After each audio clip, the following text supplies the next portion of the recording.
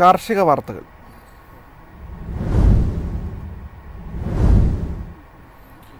വെള്ളക്കുരുമുളക് വില കുതിച്ചുയർന്നു. സംസ്ഥാനത്തെ റബ്ബർ വിപണിയിൽ വിൽപ്പനക്കാർക്ക് ക്ഷാമം. ഏലം കർഷകർ വരൾച്ചയുടെ പിടിയിൽ.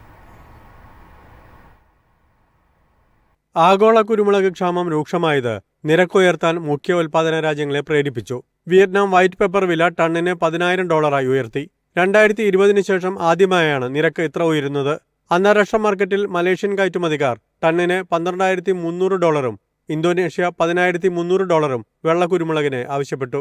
കൊച്ചിയിൽ അൺഗാർബിൾഡ് കുരുമുളക് വില ക്വിന്റലിന് $400 ഉയർന്ന് $67,300 കൊച്ചി, കോട്ടയം, മലബാർ മേഖലകളിലെ വിപണികളിൽ റബ്ബറിന് വിൽപ്പനക്കാർ കുറഞ്ഞു.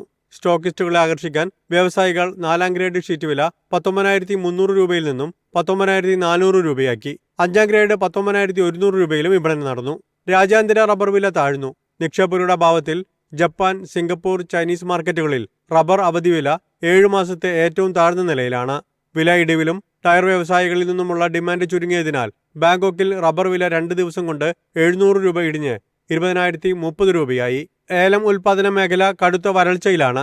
ലഭ്യത ചുരുങ്ങുമെന്ന വിലയിരുത്തലിൽ ആഭ്യന്തര വിദേശ വാങ്ങലുകാരുടെ സാന്നിധ്യം ലേലകേന്ദ്രങ്ങളെ സജീവമാക്കിയെങ്കിലും വിലയിൽ കാര്യമായ മുന്നേറ്റം ദൃശ്യമായില്ല.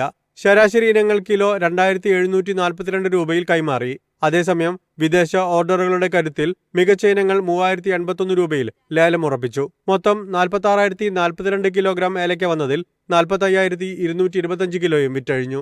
News desk MyFin TV. വിലയിടിവിൽ പ്രതിസന്ധിയിലായിരിക്കുകയാണ് തമിഴ്നാട്ടിലെ കർഷകർ. തക്കാളി, സവാള എന്നിവയുടെ ഉൽപ്പാദനം ഉയർന്നതോടെ തുച്ഛമായ വിലയ്ക്ക് തക്കാളി വിറ്റഴിക്കേണ്ട സാഹചര്യമാണ് കർഷകർ നേരിടുന്നത്. വിപണിയിൽ തക്കാളിക്കുണ്ടായ ഗണ്യമായ വിലയിടിവ് മൂലം തിരുപ്പൂർ, കോയമ്പത്തൂർ ഭാഗങ്ങളിലെ കർഷകർ വിളവെടുക്കാതെ കൃഷിയിടത്തിൽ തന്നെ തക്കാളി ഉപേക്ഷിക്കുകയാണ്. കഴിഞ്ഞ സീസണിൽ മികച്ച വില ലഭിച്ചതിനാൽ പല കർഷകരും ഉയർന്ന വിലയ്ക്ക് അത്യുൽപാദന ശേഷിയുള്ള വിത്തിനങ്ങൾ വാങ്ങിയാണ് കൃഷിയിറക്കിയത്. എന്നാൽ പ്രതീക്ഷകൾ താളം തെറ്റിച്ച് വിലയിടിയാൻ തുടങ്ങുകയായിരുന്നു. സംസ്ഥാനത്തിനകത്തു തന്നെ ആവശ്യത്തിൽ കൂടുതൽ ഉൽപ്പാദിപ്പിക്കുകയും സമീപ ജില്ലകളിൽ നിന്ന് വരവ് വർദ്ധിക്കുകയും ചെയ്തതാണ് വിലയിടിവിന് കാരണമായി പറയുന്നത്. മാസങ്ങൾക്കു മുൻപ് പോലും 14 കിലോ തക്കാളിയുള്ള പെട്ടിക്ക് $500 വരെയെങ്കിലും കിട്ടിയിരുന്നു. എന്നാൽ കഴിഞ്ഞ ഒരാഴ്ചയായി കിലോയ്ക്ക് $10 വരെയായിരുന്നു വില. സവാളയുടെ കാര്യത്തിലും സ്ഥിതി മറിച്ചല്ല. പ്രധാന ഉൽപാദന കേന്ദ്രങ്ങളിൽ വിളവെടുപ്പ് സജീവമായതോടെ സവാളയുടെ വില കുത്തനെ കുറയാൻ തുടങ്ങി.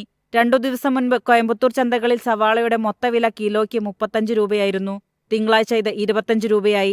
വരും ദിവസങ്ങളിൽ ഇനിയും വില കുറയുമെന്നാണ് വിലയിരുത്തൽ. വിളവെടുപ്പ് കൂലിയും ഗതാഗത ചെലവ് കൂടി കണക്കാക്കി ചന്തയിൽ കൊണ്ടുപോയി വിൽക്കുമ്പോൾ വലിയ നഷ്ടമാണ് സംഭവിക്കുന്നത്. വിളവെടുക്കാതെ ഉപേക്ഷിക്കുമ്പോൾ നഷ്ടമെങ്കിലും കുറയുമെന്ന നിലപാടിലാണ് കർഷകർ. കേന്ദ്ര സർക്കാർ ഇടപെട്ട് സവാള സംഭരിക്കാനും കയറ്റുമതി ചെയ്യാനും തയ്യാറായില്ലെങ്കിൽ കർഷകർക്ക് വലിയ നഷ്ടം നേരിടേണ്ടി വരുമെന്നാണ് വ്യാപാരികൾ വ്യക്തമാക്കുന്നത്. News desk MyFin TV. പരമ്പരാഗത മത്സ്യത്തൊഴിലാളികൾക്ക് വെല്ലുവിളിയായി സംസ്ഥാനത്ത് ഇതര സംസ്ഥാന യാനങ്ങൾ സജീവം. നിരോധിത വലകൾ ഉപയോഗിച്ച് ചെറുമീനുകളടക്കം പിടിക്കുന്നതായി സൂചന.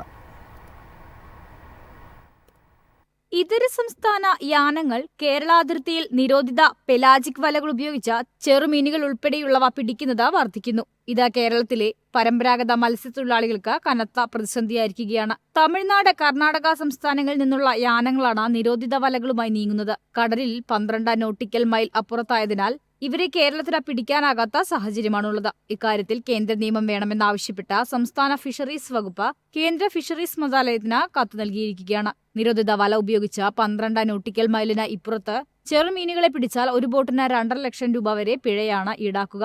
2 ബോട്ടുകൾ കൂട്ടിക്കെട്ടി പെലാജിക് വല ഉപയോഗിച്ചുള്ള മീൻപിടുത്തം, വെളിച്ചം തെളിച്ച് ആകർഷിച്ചുള്ള മീൻപിടുത്തം എന്നിവയെ നിരോധിച്ചിട്ടുണ്ട്. ചെറുമീൻപിടുത്തത്തിനെതിരെ ഫിഷറീസ് വകുപ്പ് സംസ്ഥാനത്ത് ശക്തമായ നടപടി സ്വീകരിക്കുന്നതായി മന്ത്രി സജി ചെറിയാൻ പറഞ്ഞു. ശക്തമായ ബോധവൽക്കരണവും സംസ്ഥാനം നടത്തിവരികയാണ്. ചെറുമീനുകളെ തിരിച്ചറിയാൻ യന്ത്രവൽകൃത ബോട്ടുകളിൽ ഓട്ടോമാറ്റിക് സംവിധാനം ഘടിപ്പിക്കുന്നുമുണ്ട്. വിഴിഞ്ഞം, വൈപ്പിൻ, ബേക്കൽ എന്നിവിടങ്ങളിൽ ഇതിന്റെ പ്രധാന കൺട്രോൾ റൂം പ്രവർത്തിക്കുന്നു. തുറമുഖങ്ങളിൽ CCTV ക്യാമറ വെച്ചുവരികയാണെന്നും മന്ത്രി പറഞ്ഞു. News desk MyFin TV. പ്രതിമാസം നേരിയ ഇടിവുണ്ടായിട്ടും വാർഷിക വിൽപ്പന വളർച്ചാ മുന്നേറ്റം രേഖപ്പെടുത്തിയിരിക്കുകയാണ് ആഭ്യന്തര ട്രാക്ടർ വിപണി. കയറ്റുമതിയിലും തുടർച്ചയായ മുന്നേറ്റം. ഫെബ്രുവരിയിൽ തുടർച്ചയായി ചെറിയ ഇടിവുണ്ടായിട്ടും ട്രാക്ടർ വ്യവസായം ആഭ്യന്തര വിൽപ്പനയിൽ വാർഷിക വളർച്ചാ വേഗത നിലനിർത്തി. കയറ്റുമതിയിലും വർധനവ് തുടർന്നു.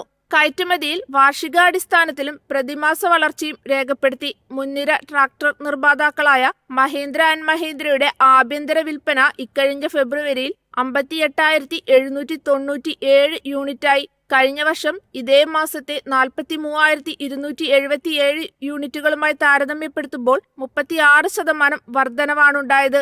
റാബി സീസണിലെ ശക്തമായ വിതയ്ക്കലാണ് നേട്ടമായത്. ട്രാക്ടർ കയറ്റുമതിയിലും പുരോഗതി പ്രകടമായി. 2025 ഫെബ്രുവരിയിൽ 8,954 യൂണിറ്റുകളായി ഉയർന്നു.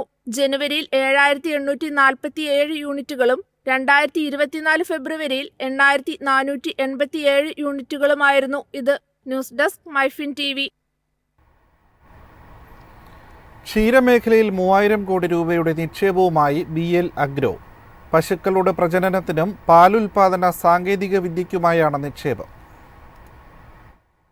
തദ്ദേശീയ പശുക്കളെ വളർത്തുന്നത് മുതൽ പാൽ സംഭരണം, സംസ്കരണം, കംപ്രസ്ഡ് ബയോഗ്യാസ് നിർമ്മാണം എന്നിവയുൾപ്പെടെ മൃഗശാസ്ത്ര മേഖലയിൽ 3000 കോടി രൂപ നിക്ഷേപിക്കാൻ പദ്ധതിയിട്ടിട്ടുണ്ട്. അടുത്ത 5 വർഷത്തിനുള്ളിലായിരിക്കും നിക്ഷേപം നടത്തുക. ഉത്തർപ്രദേശ്, ബീഹാർ, രാജസ്ഥാൻ എന്നീ സംസ്ഥാനങ്ങളാകും പ്രധാന ഗുണഭോക്താക്കൾ. തദ്ദേശീയ പശുക്കളുടെ എണ്ണം വർദ്ധിപ്പിക്കുന്നതിനായി ഭ്രൂണ സാങ്കേതിക വിദ്യ കൈമാറ്റം വഴിയാണ് 2022 BL കാമധേനു ആരംഭിച്ചത്. പാലുൽപാദനം ഉയർന്ന അളവിൽ നൽകുന്ന തരത്തിൽ തദ്ദേശീയ പശുക്കളുടെ എണ്ണം വർദ്ധിപ്പിക്കുകയാണ് കമ്പനിയുടെ പ്രധാന ലക്ഷ്യം. ഇതിന്റെ ഭാഗമായി ഉത്തർപ്രദേശിലെ ആദ്യ പശുപ്രജനനത്തിനും പാലുൽപാദന സാങ്കേതിക വിദ്യയ്ക്കുമുള്ള മികവിന്റെ കേന്ദ്രം ബറേലിയിൽ കമ്പനി ആരംഭിച്ചിരിക്കുകയാണ്. News desk MyFin TV. ചെമ്മീനിൽ മൈക്രോ പ്ലാസ്റ്റിക് കണങ്ങൾ വർദ്ധിക്കുന്നു. ആരോഗ്യ പ്രശ്നങ്ങൾക്ക് സാധ്യത. കയറ്റുമതി വെല്ലുവിളി നേരിടും. പ്രധാന സമുദ്രവിഭവമായ ചെമ്മീനിൽ പ്ലാസ്റ്റിക് കഷ്ണങ്ങളുണ്ടെന്ന പഠന റിപ്പോർട്ട് ഫാത്തിമ മാതാ നാഷണൽ കോളേജ് ജന്തുശാസ്ത്ര വിഭാഗ മേധാവി ഡോക്ടർ സർലീൻ്റേതാണ് പഠനം. അന്താരാഷ്ട്ര ശാസ്ത്ര ജേണലായ സ്പ്രിംഗർ നേച്ചറിന്റെ ഡിസ്കവർ എൻവയോൺമെന്റിലാണ് റിപ്പോർട്ട് പ്രസിദ്ധീകരിച്ചത്. കയറ്റുമതി ചെയ്യുന്ന നാരൻ, ടൈഗർ, കഴന്തൻ, കുഴിക്കാര ചെമ്മീനുകളുടെ ദഹനനാളത്തിലെ പ്ലാസ്റ്റിക് ധൂളി സാന്നിധ്യത്തെപ്പറ്റിയാണ് പഠനം നടത്തിയത്. 31.8% നാരുകൾ, 32.4% പെല്ലറ്റ്, 33.38% ഗോളം, 2.47% ഫ്രാഗ്മെന്റ് തുടങ്ങി വിവിധ ആകൃതികളിലും കറുപ്പ്, നീല, ചുവപ്പ്, സുതാര്യമായത് എന്നിങ്ങനെ വ്യത്യസ്ത നിറങ്ങളിലുള്ളതുമായ ശരാശരി 3 തരികൾ ഓരോ ഇനം ചെമ്മീനുകളിലും കണ്ടെത്തി. പോളി എത്തിലീൻ, PVC, നൈലോൺ തുടങ്ങിയ കണികകളുടെ സാന്നിധ്യവും സ്ഥിരീകരിച്ചു. ചെമ്മീൻ നല്ലപോലെ വൃത്തിയാക്കി അതിന്റെ അന്നനാളം നീക്കി പാകം ചെയ്യുന്നതിലൂടെ നമ്മുടെ ഉള്ളിലേക്ക് ചെമ്മീൻ വഴിയുള്ള പ്ലാസ്റ്റിക് ധൂളി പ്രവേശം തടയാമെന്നാണ് പഠനം വ്യക്തമാക്കുന്നത്. വായു, മഴവെള്ളം, മലിനജലം, കടലിലും കരയിലും നഷ്ടപ്പെട്ടതും ഉപേക്ഷിക്കുന്നതുമായ മത്സ്യബന്ധന ഉപകരണങ്ങൾ എന്നിവയുൾപ്പെടെ ഒട്ടേറെ സ്രോതസ്സുകൾ കടലിലേക്ക് എത്തിച്ചേരുന്ന ഇത്തരം പ്ലാസ്റ്റിക് ധൂളികകളുടെ ഉറവിടമാകുന്നു. News desk MyFin TV. കമ്പോള നിലവാരം. ഇന്നത്തെ കമ്പോള നിലവാരം: RSS 4 194, RSS 5 191, ലാറ്റക്സ് 134, ജാതിക്ക 370, ജാതിപത്രി 1800 മുതൽ 2100 വരെ, ഗ്രാമ്പു 920, അടയ്ക്ക 260, കാപ്പിക്കുരു 275, കൊക്കോ പരിപ്പ് 650, കുരുമുളക് ഗാർബിൾ 69,300, കുരുമുളക് അൺഗാർബിൾ 67,300, ഏലക്ക 2700 മുതൽ 2800 വരെ, വെളിച്ചെണ്ണ 23,100, കൊപ്ര 17,300, ചുക്ക് 22,500.